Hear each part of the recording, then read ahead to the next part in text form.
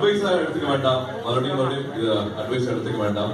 But என்னோட கடமை நினைக்கிறேன். உங்களுக்கு திரும்பி நான் சில பேர் வந்து பல வருஷத்துக்கு அப்புறமா நான் பாக்குறேன். ஸோ அது கொஞ்சம் அவசியம் அப்படின்னு சில டைம் தோணுது. அதனால தான் அதை சொல்றேன்.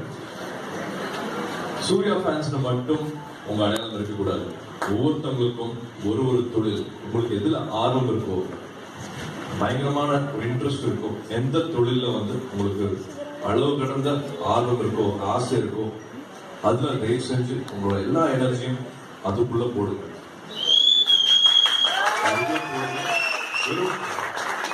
வெறும் ஹார்ட் ஒர்க் பண்ணீங்கன்னா டயர்ட் ஆயிருவீங்க. வெறும் பணம் இருந்ததுன்னா வந்து அது செலவாயிடும். வெறும் ஆர்வமும் அந்த அளவு கடந்த ஆசையும் இருந்தால் மட்டுமே உங்களுக்குன்னு ஒரு அடையாளம் பிறக்கும்.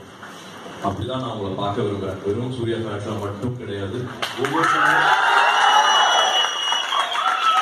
இந்த வயசு வந்து ரொம்ப முக்கியமான வயசு.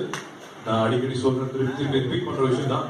25 வயசுக்குள்ள நீங்க என்னவா ஆகணும், யாரா ஆகணும் அப்படிங்கறத முடிவு பண்ணிட்டு முழு கவனமும் அதுக்கு செலுத்துங்க. நிச்சயமாக முதல் ப்ரியாரிட்டி, முதல் கடமை வந்து அப்பா அம்மாவை வந்து சந்தோஷப்படுத்துறதா. அவங்க பிறகு நம்ம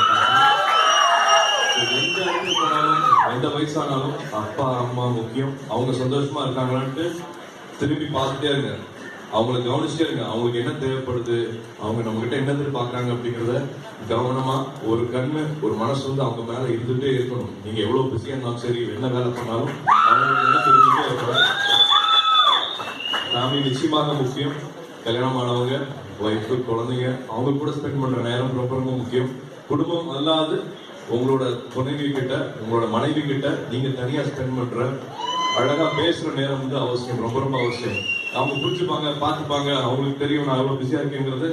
சும்மா அப்படியே எடுத்து போன மாதிரி மற்ற வேலையில இருந்துக்கிட்டு ஃபேமிலியில தான் இருக்கோம், வீட்டில தானே இருக்கோம் அப்படிங்கிற மாதிரி சாதாரண நினைச்ச வேண்டாம். அவங்க கூட நீங்க ஸ்பெண்ட் பண்ற நேரம், அவங்க என்ன தேவை அப்படிங்கறது, அப்பா அம்மாக்கு அப்புறமா அவங்களுக்கு என்ன தேவைங்கிறது புரிஞ்சுக்கிறது உங்களோட கடமை. தயவு செஞ்சு அதை நிச்சயமா பாருங்க.